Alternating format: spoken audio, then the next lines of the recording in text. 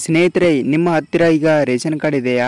ಹಾಗಿದ್ದರೆ ರೇಷನ್ ಕಾರ್ಡ್ಗಳ ಬಗ್ಗೆ ಬಹಳಷ್ಟು ದೊಡ್ಡ ಒಂದು ಬದಲಾವಣೆಯನ್ನು ತಂದಿದೆ. ಈಗಾಗಲೇ ನಿಮಗೆ ಗೃಹಲಕ್ಷ್ಮಿಯ 10ನೇ ಕಂತಿನ ಹಣವನ್ನು ಪಡೆಯುತ್ತಿದ್ದರೆ, ನಿಮ್ಮ ಬಳಿ ರೇಷನ್ ಕಾರ್ಡ್ಗಳು ಇದ್ದರೆ ನೀವು ಈ ವಿಡಿಯೋನ ತಪ್ಪದೆ ಕಂಪ್ಲೀಟ್ ಆಗಿ ನೋಡಿ. ಪ್ರತಿಯೊಂದು ಮಾಹಿತಿಗಳನ್ನು ಕೂಡ ಕಂಪ್ಲೀಟ್ ಆಗಿ ನೀವು ತಿಳಿದುಕೊಂಡರೆ ಮಾತ್ರ ನಿಮಗೆ ರೇಷನ್ ಕಾರ್ಡ್ಗಳ ಬಗ್ಗೆ ಬಹಳಷ್ಟು ಹೆಲ್ಪ್ ಆಗುವಂತ ವಿಷಯವನ್ನು ನಾನು ನಿಮಗೆ ಈ ವಿಡಿಯೋದಲ್ಲಿ ತಿಳಿಸ್ಕೊಡ್ತಾ ಇದ್ದೀನಿ.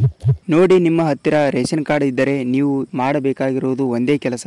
ಏನೆಂದರೆ ನೋಡಿ, ನಿಮ್ಮ ರೇಷನ್ ಕಾರ್ಡ್ ಅನ್ನು ಅಪ್ಡೇಟ್ ಮಾಡಿಸಿ. ಏಕೆಂದರೆ ನೋಡಿ, ಈಗಾಗಲೇ ಗೃಹಲಕ್ಷ್ಮಿಯ 10ನೇ ಕಂತಿನ ಹಣವನ್ನು ನೀವು ಪಡೆದುಕೊಂಡಿದ್ದೀರಾ. ಅಂದರೆ ಈಗಾಗಲೇ ಕರ್ನಾಟಕ ರಾಜ್ಯ ಬಿಡುಗಡೆ ಮಾಡಿರುವ ಗೃಹಲಕ್ಷ್ಮಿ ಹಣದಲ್ಲಿ 10 ಕಂತುಗಳ ಹಣವನ್ನು ಬಿಡುಗಡೆ ಮಾಡಿತ್ತು. ಅದರಲ್ಲಿ ನಿಮಗೆ 20,000 ರೂಪಾಯಿ ಹಣವನ್ನು ನಿಮ್ಮ ಖಾತೆಗೆ ಬಂದಿದೆ. ಮತ್ತು ಈಗಾಗಲೇ 11ನೇ ಕಂತಿನ ಹಣವನ್ನು ಬಿಡುಗಡೆ ಮಾಡುವ ಸಂದರ್ಭದಲ್ಲಿ ರೇಷನ್ ಕಾರ್ಡಿನದಿಂದ ನೀವು ಗೃಹಲಕ್ಷ್ಮಿ ಹಣವನ್ನು ಅರ್ಜಿಯನ್ನು ಹಾಕಿದ್ದೀರಿ. ಅದಕ್ಕೆ ಈಗಾಗಲೇ ದೊಡ್ಡ ಅಪ್ಡೇಟ್ ಅನ್ನು ಬಂದಿದೆ. ಅದು ಯಾವುದು ಅಂತ ಈ ವಿಡಿಯೋದಲ್ಲಿ ತಿಳಿದುಕೊಳ್ತಾ ಹೋಗೋಣ. ನೀವು ಮೊದಲ ಬಾರಿ ವಿಡಿಯೋನ ನೋಡ್ತಾ ಇದ್ರೆ ಚಾನಲ್ಗೆ ಸಬ್ಸ್ಕ್ರೈಬ್ ಮಾಡಿ ಮತ್ತು ಪಕ್ಕದಲ್ಲಿರೋ ಬೆಲ್ ಐಕನ್ ಕೂಡ ಕ್ಲಿಕ್ ಮಾಡಿ. ವಿಡಿಯೋನ ಪೂರ್ತಿಯಾಗಿ ನೋಡಿ, ನಿಮಗೆ ಮಾಹಿತಿಯನ್ನು ಪೂರ್ಣವಾಗಿ ಅರ್ಥವಾಗುತ್ತದೆ. ನೀವು ಮುಂದೆ ಓಡಿಸ್ಕೊಂಡು ನೋಡಿದರೆ ನಿಮಗೆ ಮಾಹಿತಿಯನ್ನು ಅರ್ಥವಾಗುವುದಿಲ್ಲ. ಅದಕ್ಕೆ ನೋಡಿ, ನಿಮ್ಮ ಬಳಿ ನಿಮ್ಮ ರೇಷನ್ ಕಾರ್ಡ್ ಇದ್ದರೆ ನೀವು ಒಂದೇ ಮನೆಯಲ್ಲಿ 4 ರಿಂದ 5 ಜನ ಇರುತ್ತೀರಾ ಕಂಪ್ಲೀಟ್ ಆಗಿ. ಏಕೆಂದರೆ ನೋಡಿ, ನಿಮ್ಮ ಅಪ್ಪ ಅಮ್ಮ ಮತ್ತು ನಿಮ್ಮ ಅಣ್ಣ ಅಕ್ಕ, ಹೀಗಾಗಿ ಒಂದು ಮನೆಯಲ್ಲಿ 6 ರಿಂದ 7 ಜನ ಇರುತ್ತೀರಾ. ಅದರಲ್ಲಿ ನಿಮ್ಮ ಮನೆಯಲ್ಲಿಯೇ 3 ರೇಷನ್ ಕಾರ್ಡ್ಗಳು ಇದ್ದರೆ ನಿಮ್ಮ ಖಾತೆಗೆ ಬರುವುದು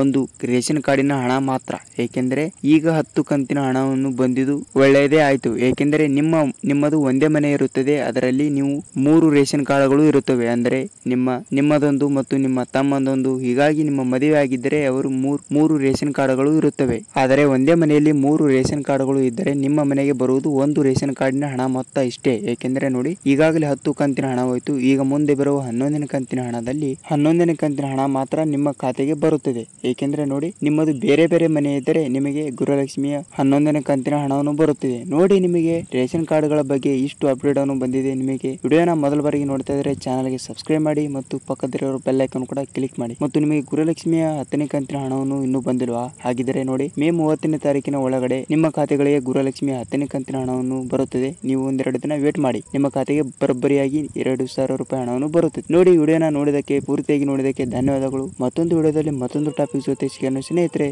ನಮಸ್ಕಾರ.